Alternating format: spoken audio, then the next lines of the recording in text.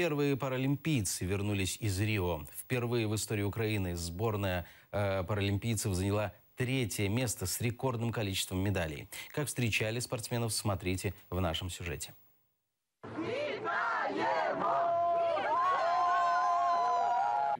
Ночь и непогода, а болельщикам не помеха.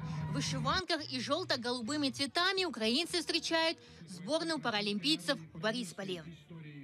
Хочеться підтримати їм емоційно тепло, радість подарити, щоб ми за них вболівали. Народ з ними, що за них вболівають, за них переживають і їх чекають, незважаючи ні на час, ні на погоду, хочуть подарувати своє тепло, ніжність за те, що вони нам дарували. І чекаємо наших героїв.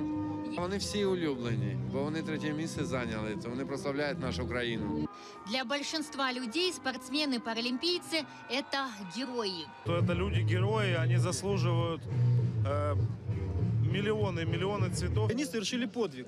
3-е место. Это настоящие герои. Те, которые не с трибуны выступают, а те, которые своими действиями доказывают свой патриотизм настоящий. Для встречи спортсменов аэропорт Борисполь выделил целый терминал. Здесь выстроилась очередь. Из Рио они везут 117 медалей и несколько мировых рекордов, заняв 3-е место по количеству наград. Здесь, в аэропорту Борисполь, собралось несколько сотен людей. В руках плакаты и флаг Украины. Так паралимпийцы встречают дома.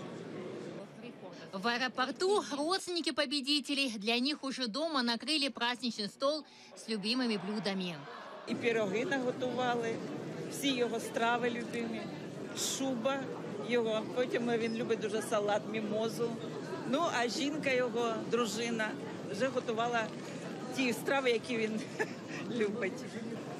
Це львівська фабрика пряників. Альоша звідти родом, зі Львівщини, зробила медаль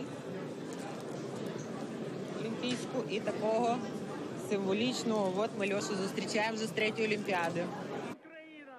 На встречу с паралимпийской сборной приехали украинские военные. Именно им паралимпийцы посвятили свои победы.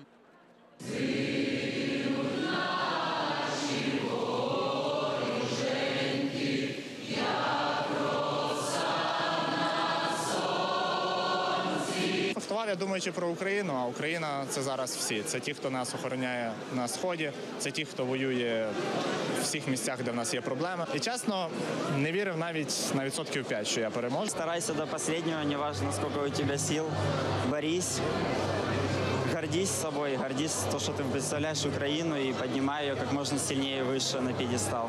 Постоянных баз тренировки в паралимпийцев нет. Их разбросали по всей стране. Но это не помешало занять 3-е место. Однако помещения для реабилитации до сих пор нет. Після окупації Криму у нас забрали саме головне, саме святе. Це Національний центр з підготовки та реабілітації спортсменів паралімпійської та дефлімпійської збірних команд України. Я звертаюся з великим проханням до всього керівництва держави. Почніть будувати цю базу. Вона обов'язково необхідна для всіх нас, для людей, спортсменів і інвалідів, для реабілітації. Тоді Україна переможе. Ельвина Сидбулаева, Исмаил Газиев и Асан Иминов. Заман, АТР.